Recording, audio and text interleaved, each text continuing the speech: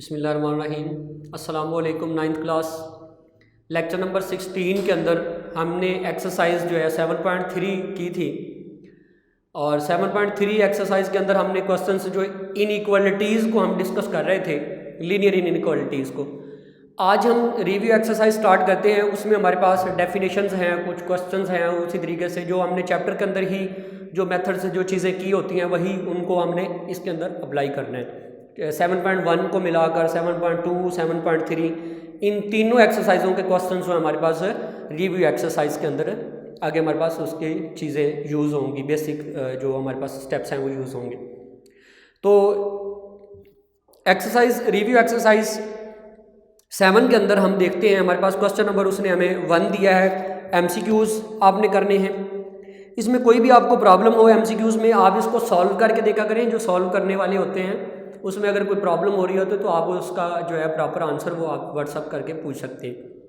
दूसरे नंबर पे हमारे पास उसने क्वेश्चन नंबर 3 के कुछ पार्ट्स दिए हुए करने के लिए। Question number 3, define a linear inequality in one variable. तो हमने लास्ट लेक्चर 16 लेक्चर के अंदर भी हमने इसको पढ़ा था, लीनियर इनइक्वालिटी क्या होती है। हम थोड़ा सा उसको रिवाइज कर लेते हैं डेफिनेशन को। Linear inequality,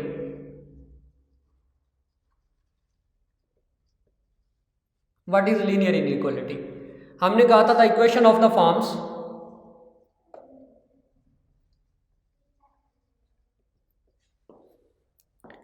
the equation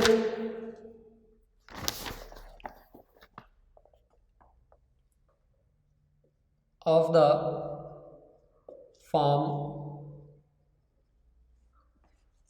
AX, sorry इसको इक्वेशन नहीं लिख सकते क्योंकि हमारे पास क्या था, इक्वेशन तो हमारे पास इक्वालिटी के अंदर होती है।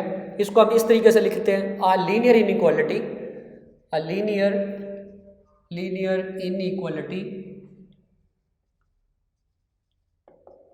Inequality of in one variable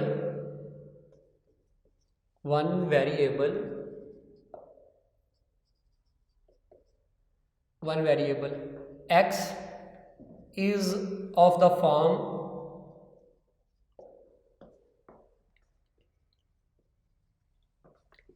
AX plus B is less than 0 where A is not equal to 0। यहाँ पर मैंने जो आपको जब हमने पहले डेफिनेशन की थी तो हमने कहा था कि इसकी जगह पर आप ग्रेटर साइन भी यूज़ कर सकते हैं, where greater than or equal to and less than or equal to are also used instead of the sign less than. इस लेस देन की बजाय आप यहाँ पर ग्रेटर देन भी यूज़ कर सकते हैं, ग्रेटर आर इक्वल टू भी यूज़ कर सकते हैं और लेस आर इक्वल टू भी यूज़ कर सकते हैं। जब हम इस तरह की इक्वेशंस हम लिखेंगे AX plus B is less than, मतलब किसी एक्सप्रेशन के अंदर जब हम less than, greater than, equal to, less than equal to, greater than equal to ये साइंस यूज़ करके जब हम इक्वेशंस को लिखेंगे तो उसको हम क्या बोलते हैं, इनइक्वालिटी बोलते हैं। जब लीनियर की बात कर देता है तो लीनियर का मतलब ये होता है कि हमारे पास इन ऑफ डिग्री 1 वेरिएबल इंक्लूड, जो इसके अंदर वेरिएबल इंक्लूड हो रहा है उसकी मैक्सिमम जो डिग्री है वो हमारे पास क्या होनी चाहिए, 1 होनी चाहिए। मैक्सिमम पावर क्या होनी चाहिए, 1 होनी चाहिए। तो यहाँ पर हमारे पास जो ये इसके साथ वेरिएबल x यूज़ हो रहा है तो यहाँ पर इसकी वैल्यू पावर क्या है हमारे पास है 1 है। यहाँ पर मैंने variable x of the first power, यहाँ पर भी आप इसको इंक्लूड कर सकते हैं फॉर्म, ठीक है ना। तो ये हमारे पास क्या आ गई, हमारे पास लीनियर इक्वेशन आ गई, डेफिनेशन लीनियर इक्वेशन की। नेक्स्ट हमारे पास है क्वेश्चन हमने सॉल्व करने हैं। इसके कुछ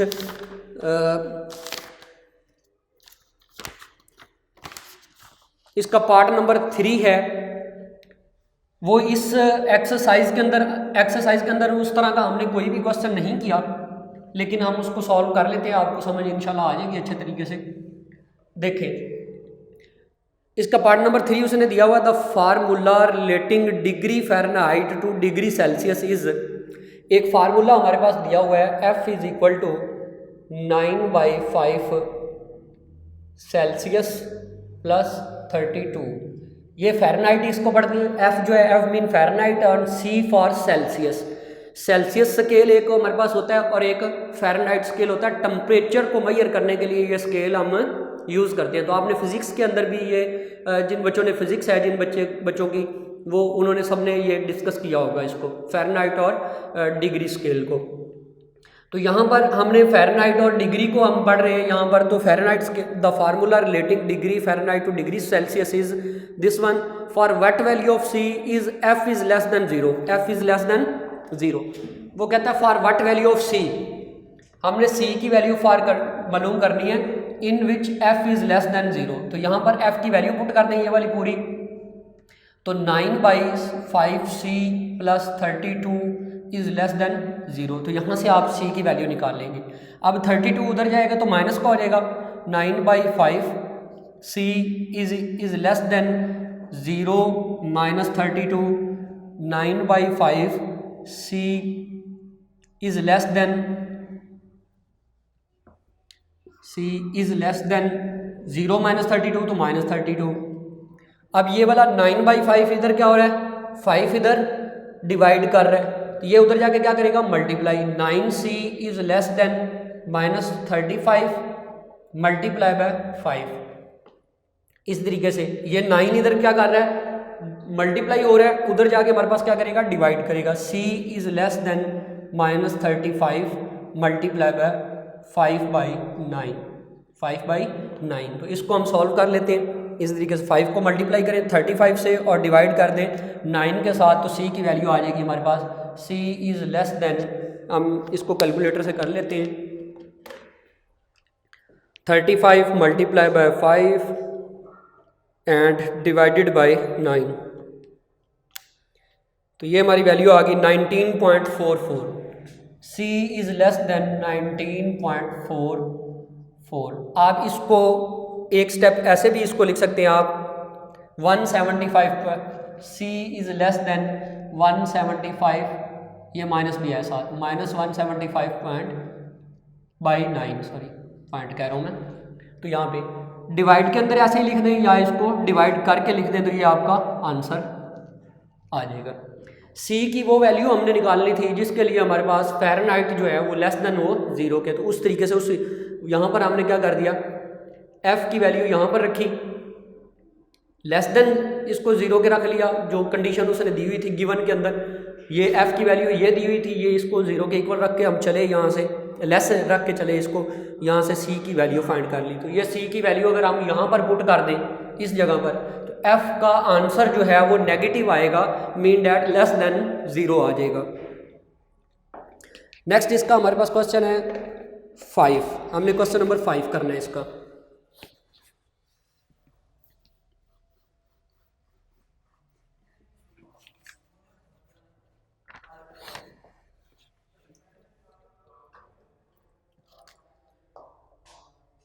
क्वेश्चन नंबर 5 लिखा हुआ है सॉल्व फॉर x। x की वैल्यू आपने निकालनी है 3x, हमारे पास कुछ इस तरीके से इक्वेशन दी हुई है, 3x plus 14 mod value minus 2 is equal to 5x। तो हम क्या करते हैं, इस 2 को पहले दूसरी तरफ ले जाते हैं सोल्यूशन से स्टार्ट करने से पहले। 3x plus 14 is equal to 5x, ये प्लस 2, इसको थोड़ा सा सिंप्लीफाई कर लिया। फिर हम इसको क्या करेंगे, 3x प्लस 14, जब हम मॉड को हटाते थे तो हम क्या लगाते थे, plus minus, equals to 5x plus 2। ठीक है, अब एक दफ़ा आपने प्लस के साथ इसको लिख लेना है और एक दफ़ा माइनस के साथ। प्लस के साथ लिखेंगे तो 3x plus 14 is equal to 5x plus 2, और दूसरी दफ़ा जब आप इसको लिखेंगे 3x, सॉरी माइनस 3, माइनस शुरू में लगाना है हमने, ये हम लिख लेंगे और लगा के लिख लें या इस तरीके से लाइन लगा यूज़ कर लें, 3x प्लस 14 और यहाँ पर माइनस यूज़ करेंगे और is equal to 5x plus 2। एक साइड को पहले सॉल्व कर लें फिर दूसरी को कर लेते हैं। यहाँ से हमारे पास है ये 14 के equal 3x plus 14 is equal to हमारे पास आ जाएगा ये 5x को इस तरफ ले आए -5x, ये 2 पहले से इधर है, ये 14 उधर जाके माइनस का 14 हो जाएगा। 3x माइनस 5x, तो माइनस का 3x यहाँ से बचेगा, 2 14 में से 2 निकालेंगे तो 12 माइनस का 12, ये -3 उधर जाके डिवाइड होगा तो x is equal to -12 divide -3, तो आंसर आपका क्या आ जाएगा, x is equal to 4, x is equal to plus का 4 आंसर आ गया। यहाँ से माइनस को अंदर मल्टीप्लाई करेंगे, -3x minus plus -14 is equal to 5x plus 2, ये इधर आएगा तो हमारे पास, या फिर आप -3 को इधर ले जाएं, इस 2 को इधर ले आएँ, जैसे भी आप कर लें, -3x, ये माइनस इधर आएगा तो -5x, 5x इधर आएगा तो माइनस का हो जाएगा, ये 14 उधर जाएगा तो प्लस का हो जाएगा, 2 + 14, ये 3 और 5 8 -8x इज इक्वल टू 2 और 14 16, 8 उधर जाके डिवाइड करेगा तो हमारे पास x is equal to 16 by -8, तो x is equal to -2, x is equal to -2, ये दूसरी वैल्यू आ जाएगी। ये दो वैल्यूज़ आ गई। इसका हमारे पास सोल्यूशन सेट हम किस तरीके से लिख देंगे, फिर solution set which is equal to, solution set लिखने से पहले बाज़ दफ़ा वो हमें क्या देता है कि चेक करें, बाज़ दफ़ा वो हमें नहीं कहता, तो ज़्यादा चांसेस होते हैं कि आप इस एक्सरसाइज के क्वेश्चन अगर आते हैं तो आपने उसको चेक कर ले तो ज़्यादा बेटर है। अगर लॉन्ग क्वेश्चन के तौर पर आता है तो आप चेक कर लें उसको, वो तो मस्ट चेक करें फिर आप। और अगर शॉर्ट क्वेश्चन के तौर पर आता है तो अगर आप ना भी इसको जो है वो चेक करें तो सोल्यूशन सेट आप सिंपली उसको लिख दें, x इज इक्वल टू 4 और दूसरा हमारे पास -2, तो -2 मैं पहले लिख रहा हूँ और 4 मैंने बाद में लिख दिया, तो ये हमारा क्या आ जाएगा, सोल्यूशन सेट आ जाएगा।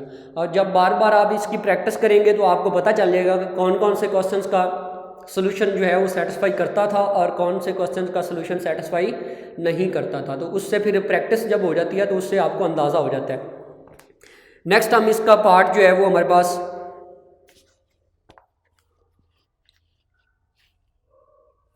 क्वेश्चन नंबर 5 पार्ट नंबर 1 यही करना था हमने। जस्ट इसका ये एक्सरसाइज ख़त्म हो गई है और एक डेफिनेशन मैं एक्स्ट्रा करवा रहा हूँ आपको, सिलेबस का हिस्सा नहीं है लेकिन आपके लिए वो बड़ी ज़्यादा इंपॉर्टेंट है, तो इसलिए वो मैं डेफिनेशन करवा रहा हूँ। आपके टेस्ट के अंदर जो मंथली टेस्ट होगा उसके अंदर आ सकती है। डेफिनेशन है हमारे पास रेडिकल इक्वेशन की, रेडिकल इक्वेशन। मैं यहाँ पर डेफिनेशन लिखता हूँ, radical equation.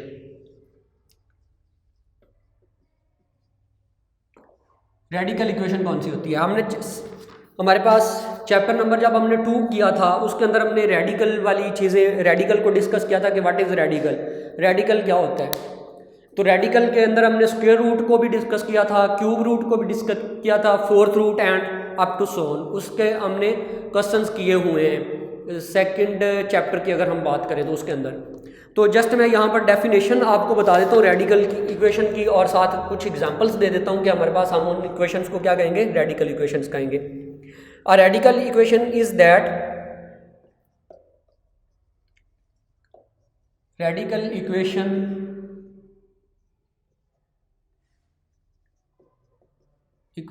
Is that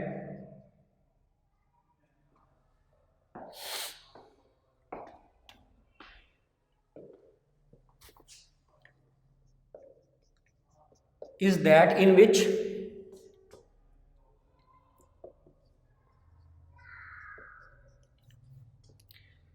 the variable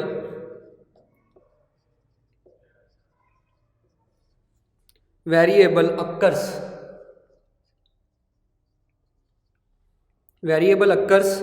under the radical sign,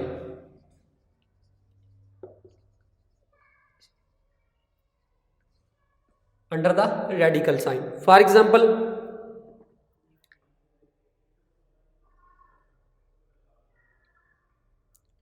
and इसके साथ एक नोट है, या आप इसको मज़ीद आगे आप लिख लें इसको, इट मस्ट बी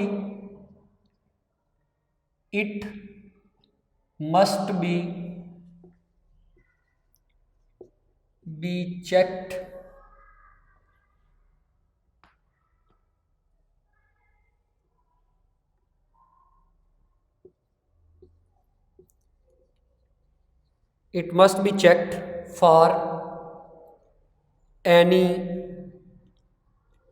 एक्सट्रेनियस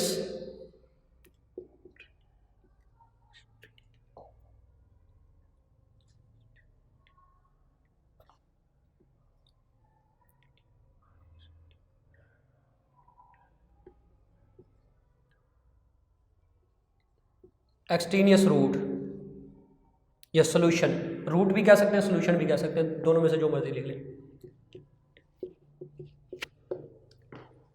हाँ जी, इसलिए मैं ये आपको करवा रहा हूँ कि आपने क्वेश्चंस को करते हुए ध्यान रखना है कि किसके लिए हम लाजमी तौर पर चेक करेंगे कि वो जो एक्स की वैल्यूज़ आ जाती हैं उनको वापस क्वेश्चन के अंदर पुट करके वापस लाजमी तौर पर चेक करेंगे। ऐसी इक्वेशंस जिनमें रेडिकल का साइन आ जाएगा, रेडिकल का sign mean that square root, जिसको हम बोलते थे इस तरह से जजर की अलामत आ जाए, इसको हम बोलते हैं, ये तो हमारे पास हम इसको क्या कह देते हैं रेडिकल साइन, इसको क्या बोलते हैं रेडिकल साइन। ये हमारे पास रेडिकल साइन होता है जिस इक्वेशन में वेरिएबल के ऊपर ये चीज़ आ जाएगी, रेडिकल साइन आ जाएगा, इसमें हमारे पास स्क्वायर रूट वाला भी आ जाएगा, क्यूब रूट भी आ जाएगा, जो भी है आपकी वैल्यूज़ आ रही हैं इस तरीके से क्यूब वाली वैल्यूज़ भी आ जाएंगी यहाँ पर इंडेक्स, मतलब इस तरह से 1/2 आ जाती है, या इस तरह से आ जाता है क्यूब रूट वाला या फोर्थ रूट वाला। तो जो भी है मतलब ये रेडिकल साइन जिस इक्वेशन में आपका होगा उसके जो एक्स की क्वेश्चंस एक्स के जो आंसर्स निकलेंगे उनको हम लाजमी तौर पर वेरीफाई करेंगे। जहाँ पे चेक वाला जो हम हिस्सा करते थे, वेरीफाई वाला हिस्सा करते थे, हम क्या करते थे, जो एक्स की वैल्यूज़ निकल आती थी वो वापस पुट कर देते थे किसके अंदर, जो हमारा गिवन क्वेश्चन था। और अगर left hand side equal to right hand side होगी तो हमारा वो जो एक्स की वैल्यू निकली हुई है वो हमारा सोल्यूशन होगी, वो हमारा सोल्यूशन होगी। और अगर left hand side equal to right hand side नहीं आती तो वो क्या आएगी, एक्सट्रेनियस रूट, एक्सट्रेनियस सोल्यूशन आ जाएगी, फालतू जो हमारे पास हमारे क्वेश्चन का हिस्सा फिर वो हमारे आंसर का हिस्सा नहीं बनेगा। तो इसको पढ़ लें, अ रेडिकल इक्वेशन इज दैट, हम उस इक्वेशन को रेडिकल इक्वेशन कहेंगे किसको, इन विच, जिसमें the variable occurs, variable appear हो रहा हो या आ रहा हो under the radical sign, radical sign के अंदर आ रहा हो। It must be checked for any extraneous solution.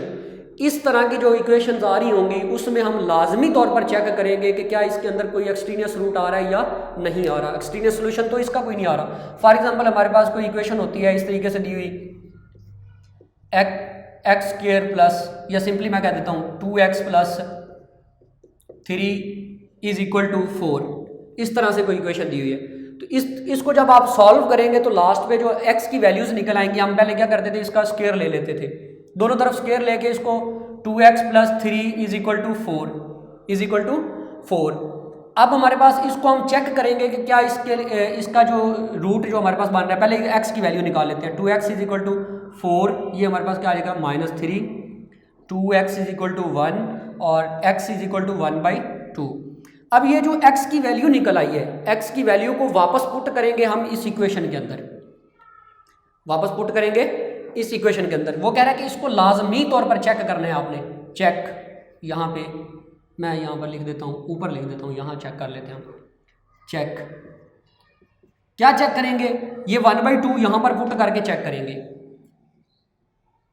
2 × 1/2, x की जगह पर 1/2 पुट किया, प्लस 3 इज इक्वल टू 4, 2 से cancel, 1 plus 3 square root is equal to 4 square root is equal to 4।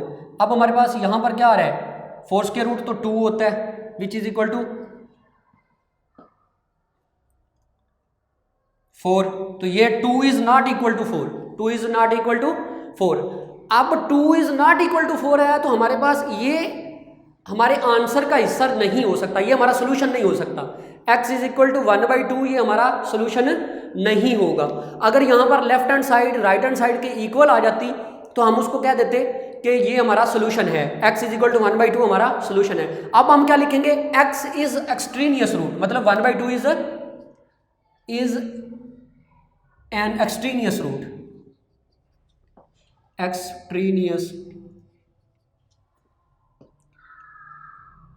Extraneous solution. ठीक है, तो ये हमारे पास इस तरीके से, ये हम इसको बोलते हैं एक्सट्रेनियस सोल्यूशन। तो रेडिकल इक्वेशंस जो होंगी उनका आपने लाजमी तौर पर चेक करना है कि क्या उसका कोई एक्सट्रेनियस सोल्यूशन तो नहीं आ रहा।